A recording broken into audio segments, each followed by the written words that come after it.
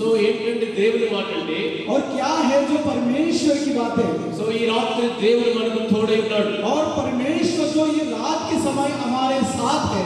జీవితంలో ఎప్పటికీ మరొకండి और ये जीवन में कभी भी आपको नहीं भूलना चाहिए।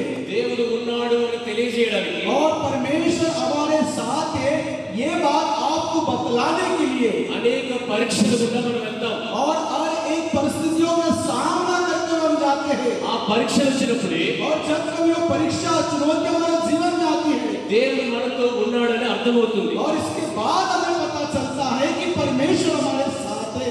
బహుశా ఈ రాత్రి మనుషుల తోడు हो सकता है कि ये संधि ये रात के समय परमेश्वर मनुष्य के साथ क्यों ना हो। అధికారుల తోడు हो सकता है कि अधिकारों के साथ क्यों ना हो।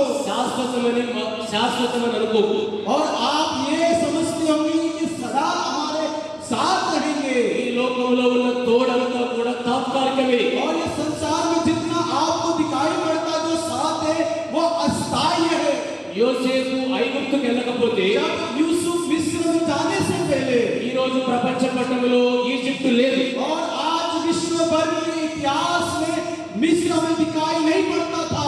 ఈజిప్టే కాదు ఇశ్రాయేలు ప్రజలు కానాను ప్రాంతం వాళ్ళు లేరు और इस्राएल मिस्र नहीं इस्राएल भी आज कनान देश नहीं मिलता था। యోసేపుకు దేవుడు అన్ని పరిస్థితుల్లో తోడై ఉన్నాడు और यूसुफ के हर परिस्थितियों में परमेश्वर उसके साथ था। దావీదు సంగతి ఏంటి और दाऊद की बात क्या है।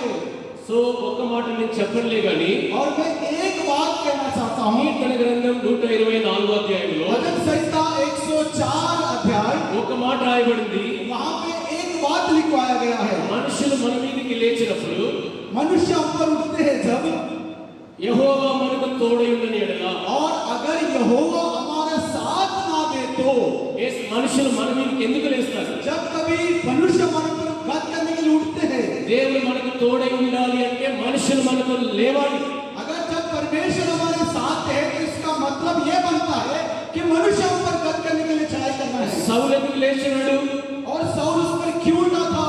దేవుడు సౌలుని విడిచి దావీదుకు తోడై ఉన్నాడు और जिस तरह से साउल को परमेश्वर छोड़कर दाऊद के साथ होने लगा था ఆ సంగతి సౌలుకి ఇష్టం లేదు और ఆ సంగతి సౌలుకి ఇష్టం లేదు ये बात साउल नहीं चाहता था।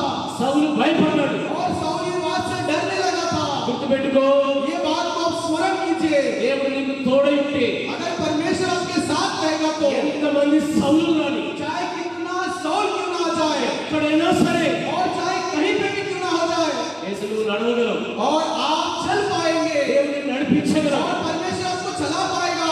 సో దావీదుతో दाऊद के साथ దేవుడు ఉన్నాడు కాబట్టి और परमेश्वर दाऊद के साथ था इसलिए దావీదు 10,000 కొలది और दाऊद 10,000 में సౌలు 1,000 కొలది और साउल 1,000 में। ఆ మాట ये जो बातें हैं సౌలుకి ఇష్టం లేదు और ये बात सुनकर साउल अच्छा नहीं लगा था। బైబిల్లో దాదాపు 370 పాపాలు ఉన్నాయి और हो सकता है कि बाइबल में तकरीबन 370 पाप दिखाई पड़ते సో हैं। పండితులు ఇలా చెప్తారు और बाइबल पंडित इस तरह से कहते हैं 7 పాపాలు పెద్దవి और ये जो 7 पापे हैं बड़ी पापे हैं వాటిలో పెద్దది और उनमें से जो बड़ा पाप है గర్వం చెప్తారు और बाइबल कहती है రెండోది అసూయ और చెప్తారు दूसरा हिंसा है।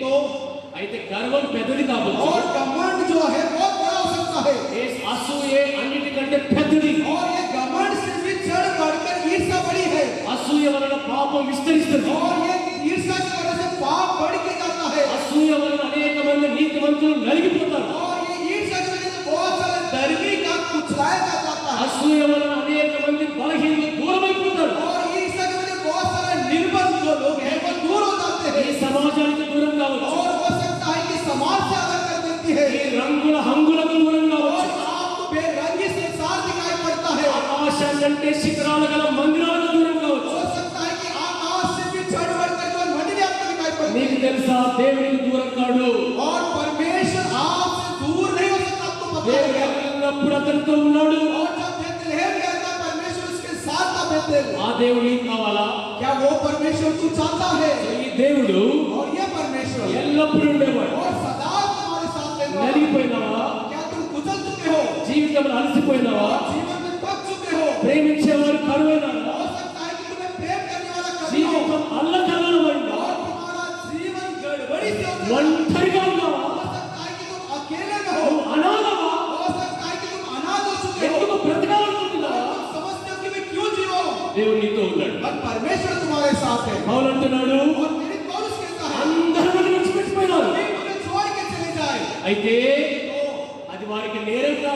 పట్టకూడదుగా. और उसके लिए गुनाह की तरफ से नहीं गिना जाना चाहिए అది నేరం కాదు. और वो गुनाह नहीं हो सकता है ఇది మా మనసు. और ये मेरा मन है ఎందుకు ఆ మనసు తెలుసా?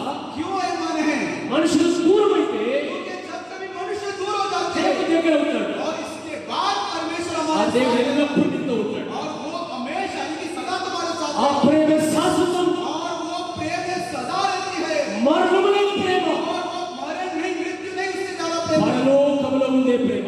और वो स्वर्ग तक ले जाने वाला प्रेम है ముగించక ఒక్క మాట. और समाप्त करने से पहले एक बात యేసే है మార్గం, और यीशु ही मार्ग है యేసే సత్యం, और यीशु ही सच्चाई है యేసే జీవం. और यीशु ही जीवन है చనిపోయి और मर जाने के बाद సమాధి చేయబడి और कब्र में दफनाने के बाद మూడవ దినాన తిరిగి లేచిన మృత్యుంజయుడు, और मृत्यु में से तीसरा दिन जी उठा मृत्युंजय परमेश्वर సమాధి గెలిచిన సజీవుడు.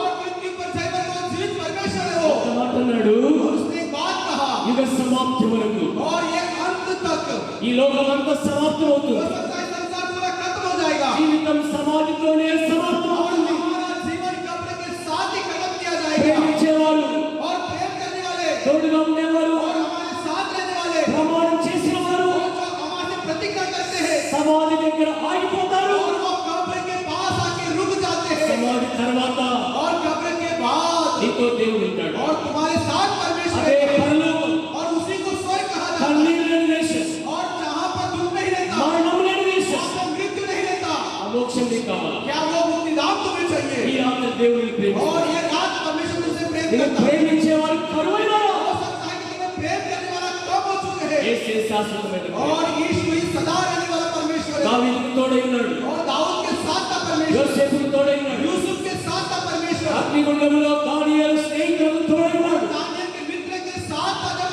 आग के कुंड में डाला ఏ పరిస్థితి అయినా, चाहे कोई भी हालात क्यों ना हो तुम्हारे साथ నీ సిచ్యువేషన్, चाहे कोई भी हालात क्यों ना हो ఈ రాత్రి దేవుడు నీతో ఉన్నాడు. और इतना होने पर ये सदा परमेश्वर तुम्हारे साथ रहता నీ है తోడు నీకు కావాలా?